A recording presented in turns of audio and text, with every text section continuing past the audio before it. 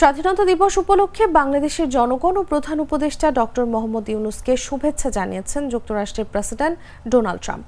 বৃহস্পতিবার সকালে প্রধান উপদেষ্টার ফেসবুক পেজে প্রেসিডেন্ট ট্রাম্পের শুভেচ্ছা বার্তা প্রকাশ করা হয়।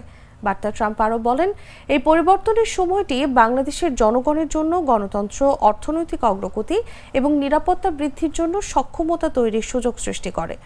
দুই দেশের সম্পর্ক এগিয়ে নেওয়ার অঙ্গীকার করে তিনি বলেন, যুক্তরাষ্ট্র এই আসন্ন গুরুত্বপূর্ণ বছরে তাদের অংশীদারিত্ব অব্যাহত রাখার জন্য আগ্রহী। এছাড়াও দ্বিপাক্ষিক অর্থনৈতিক উন্নয়ন এগিয়ে নিয়ে যাওয়ার বিষয়ে আশা ব্যক্ত করেন মার্কিন প্রেসিডেন্ট।